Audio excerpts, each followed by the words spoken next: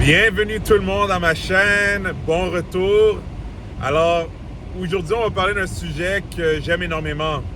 On va parler des émotions.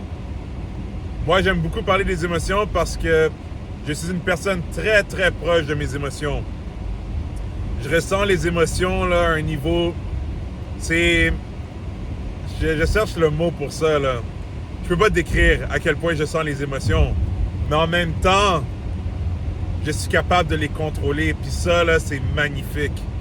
Parce que ça me permet de vivre la vie à un point tellement profond, là. J'en suis tellement reconnaissant à tous les jours que je suis capable de faire ça. Alors, le sujet, qu'est-ce qui arrive quand tu ne sais pas contrôler tes émotions? Ah, le chaos, mon ami. Un gros chaos. Parce que ça va carrément détruire toute ta vie. Puis si tu fais pas une prise de conscience, des fois ça peut se rendre tellement loin que ça va être trop tard puis que tu vas juste devenir une leçon pour les autres. Alors j'ai décortiqué ça en plusieurs points. Parce que vous voyez, il y a du monde qui ne contrôle pas leurs émotions sur tous les plans. Il y a du monde qui sont capables de contrôler leurs émotions dans certains plans, mais dans d'autres, ils ne contrôlent pas. Puis là, ça peut même quand même affecter d'autres sphères de leur vie. Alors on va vraiment décortiquer ces points-là. Que je pense, selon moi, c'est des points importants. Puis après ça, c'est à toi de voir s'il y a du travail à faire. Ben, en théorie, il y a tout le temps du travail à faire, mais ça sera à toi de voir à quel point tu dois faire du travail dessus. Alors, le premier point que je vais parler, c'est comment ça affecte la famille quand tu ne contrôles pas tes émotions. Eh bien, ça détruit des familles. Parce que ce qui arrive, c'est que, tu sais, souvent, la famille, on prend ça pour acquis. Parce qu'on a grandi avec la famille, on voit notre famille, surtout quand on est plus jeune, on voit la famille, surtout nos parents, nos soeurs, nos frères à tous les jours. Même les cousins, les tantes, on les voit plus souvent. Alors, c'est facile de les prendre pour acquis. Alors, ce qui arrive, c'est que quand on ne contrôle pas nos émotions, c'est facile de laisser l'ego embarquer puis de tourner notre dos contre notre famille au lieu de faire une prise de conscience puis de se dire, tu sais quoi, c'est vrai que moi aussi, j'ai pas été correct, j'ai fait telle action, alors c'est pour ça que peut-être on s'entend pas bien. Mais quand tu contrôles pas tes émotions, tu seras pas capable de faire ça. Tu vas juste penser à moi, cette personne-là m'a fait ça. Alors ce qui va arriver, c'est que tu vas perdre contact avec ta famille ou certaines personnes de ta famille pendant des années. Puis quand les années vont passer, des fois c'est trop tard. Puis ça brise des familles. Puis une chose que je peux te dire, c'est que quand la famille n'est pas bien en harmonie, ça va affecter les autres sphères de ta vie. Parce qu'il n'y a rien qui remplace la famille. La famille, là, c'est quelque chose de magnifique. T'as pas plus qu'une famille. Oui, tu peux avoir une famille externe. Ça arrive à du monde qu'ils ont perdu contact avec leur famille, alors ils ont une nouvelle famille où c'est du monde que vraiment ils leur font du bien. Mais vraiment, ta famille de sang, là, tu veux essayer de préserver ça le plus possible. Alors ça, c'est pour la famille. Là, les amis, ce qui arrive, c'est que quand tu es une personne qui ne contrôle pas ses émotions, tu peux perdre des bons amis, mais tu peux aussi attirer des mauvais amis. Tu vas attirer des amis, justement, qui sont, eux aussi, ils sont pas capables de contrôler leurs émotions. Alors, tu vas avoir une vie dramatique. Une vie où il y a tout le temps des histoires compliquées, que ce soit des histoires de femmes ou avec des hommes, ou même, tu sais, entre tes amis, vous allez avoir des querelles, puis là, ça va péter, puis ça va reprendre, puis ça va affecter ton travail, ta vie personnelle en général, ta vie avec ta famille. C'est vraiment un chaos total, là. C'est pour ça que quand tu contrôles pas tes émotions, c'est difficile de faire des bons choix d'amis. Parce que tu es trop impulsif. Puis là, ça va se rattacher au prochain point. Quand tu contrôles pas tes émotions, ça affecte aussi tes relations amoureuses. Parce que là encore, tu vas attirer sûrement des personnes qui, eux aussi, ne sont pas capables de contrôler leurs émotions, qui veut dire que tu vas être dans des relations amoureuses très chaotiques. Des relations que, ah oui, quand vous réconciliez, là, c'est la plus belle chose au monde, là, vous avez un gros high. Mais là, après ça, ça devient l'enfer. Tu détestes la personne. Tu veux plus rien savoir. Puis là, après ça, tu reviens encore avec cette personne-là. Puis ça fait des cercles vicieux. Puis là, tu tombes avec du monde que, justement, il y a de la tromperie, il y a des mensonges, il y a de la violence physique et même des fois, violence verbale, psychologique.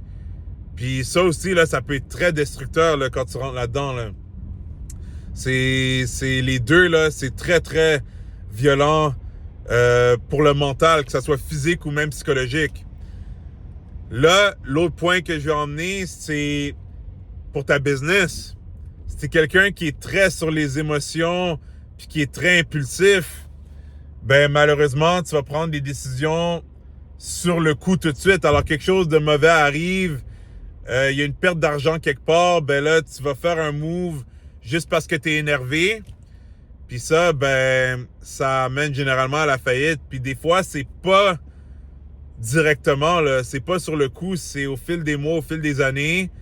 Puis là, tu prends le recul, puis t'es comme, waouh, c'est parce que j'ai mal géré mes émotions, mais c'est trop tard. Alors, vous voyez comment tout ça, c'est un tout. Faut vraiment faire attention, là. Puis là, le dernier que je vais parler, c'est le fitness. Quand tu gères pas tes émotions, ben justement, tu t'entraînes comme un petit enfant qui est énervé, qui a pas eu son jouet. Qui veut dire que tu as une approche très immature à l'entraînement. Tu vas essayer de lever lourd juste pour lever lourd. Tu vas rester au gym beaucoup trop longtemps parce que justement, il y a les endorphines. Alors que ton entraînement, il aurait dû être fini il y a 1 heure, 2 heures, mais tu continues à t'entraîner comme un déchaîné parce que c'est comme si tu veux te prouver. Puis là, l'affaire qui est dangereuse là-dedans, c'est que quand tu t'entraînes de même, ça te donne un feedback positif parce que veux pas, quand tu t'entraînes, ton corps va produire des endorphines. Alors là, toi, tu vas te sentir bien. Alors, tu vas penser que c'est bon de faire ça. Alors, à chaque fois que tu vas être énervé, tu vas faire le fou au gym jusqu'à qu'un jour, tu te blesses. Puis, des fois, c'est des blessures qui ne pardonnent pas. C'est surtout les jeunes dans la vingtaine, entre 20 et 30 ans, ils se pensent invincibles souvent. Alors, ils se blessent une fois, OK, ils récupèrent, ils font les fous encore. Ils se blessent une autre fois, OK. Mais là, à un moment donné, ça snap. Puis ça snap pour de vrai, puis tu peux pas revenir. Puis là, c'est là que c'est trop tard, puis t'as pas le choix de juste accepter ton sort. Alors, c'est pour ça que quand t'es vraiment énervé, que quelque chose dans la vie t'arrive, la solution, là, c'est pas nécessairement d'aller au gym. C'est peut-être juste d'aller prendre une marche, d'aller parler à quelqu'un de confiance pour calmer tes nerfs. Puis là, peut-être la prochaine journée, OK, oui, tu vas au gym, mais avec ta tête plus sur les épaules. Mais si ta première réaction, c'est d'aller au gym faire le fou, tu vas pas avancer plus.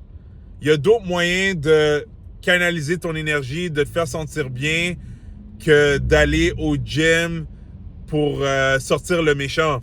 Parce que c'est ça le danger avec les réseaux sociaux. Les réseaux sociaux, ils disent souvent genre « Ah ouais, gym is therapy ». Le gym, c'est la thérapie.